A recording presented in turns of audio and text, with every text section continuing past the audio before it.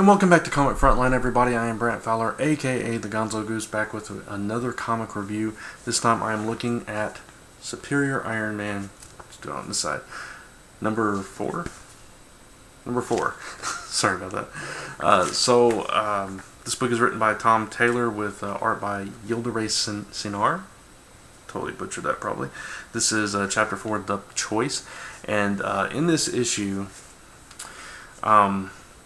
we continue the conflict between Daredevil and Iron Man, as Daredevil has come onto Tony Stark. He hasn't come onto him.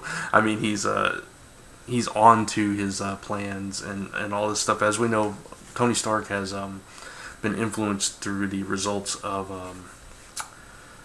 Axis. I almost forgot the name of the stupid event, but he was influenced by Axis, and he's not being himself. And you even see the glowy red eyes here at some point, as he's just totally changed. But as we left off last issue, Daredevil had been given his sight back, and minor spoiler if you haven't read last month's issue yet, but Tony Stark also goes on here and announces that he's I'm just going to show a little bit of.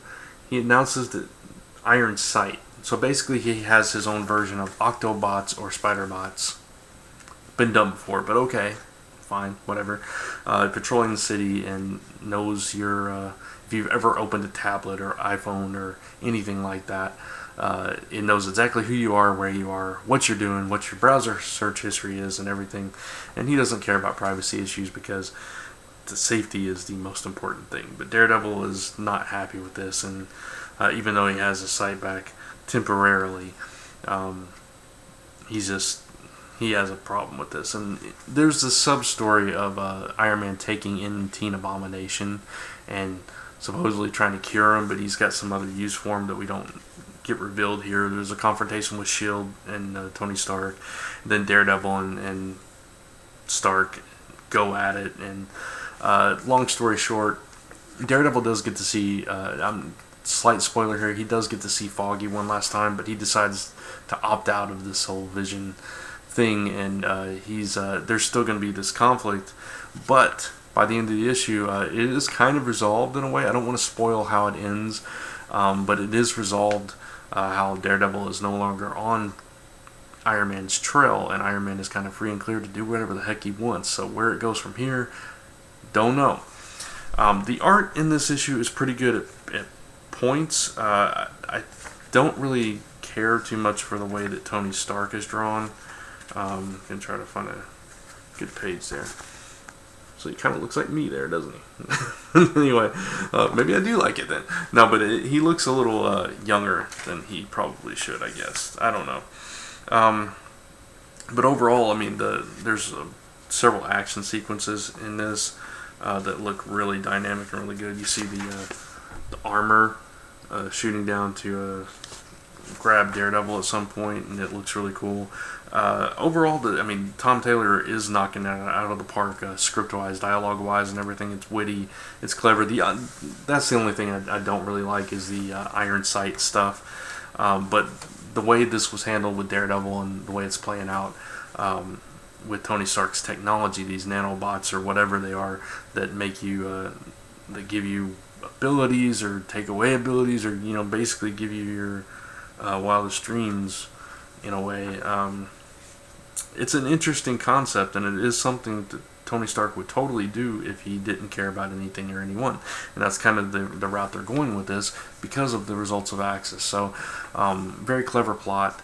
Like I said, great script here. The art was okay, and in parts, and really fantastic in the other parts. And then there was the Iron Sight thing, which is kind of overdone at this point. It was kind of a mixed match of Brother Eye with the Spider-Bots and whatever. But overall, taking away all of those things, it was still a fantastic issue, and I'm still really enjoying the series since Tom Taylor began it. And it is a fresh take on Iron Man. I was kind of fearing it. I'm still not crazy about the all-silver armor, but that's a whole other issue in and of itself. But overall, this particular issue, I'm going to have to give it a 3.75. out of 5. I know I do that a lot with the quarter points and everything, but I can't quite give it a 4. I want to. It's definitely above a 3.5, but it's not quite a 4 for me because of just those little flaws here and there. But definitely a solid book. I don't think this was as good as last issue. Last issue was a little bit better than this one, but this was still a fantastic issue, and Tom Taylor is still doing a bang-up job on this book, just not quite there with this issue. So 3.75 for Superior Iron Man number 4. And that's going to wrap it up for this review. Check out all the other reviews and all the other content here on Comic Frontline. Check out comicfrontline.com, comicrelated.com, Frontline Gaming Zone, and Zone4Podcast.com. Together, all your number one source for all your comic news, reviews, podcasts, and so much more. And until next time, thanks for watching. I'll see you in the next video.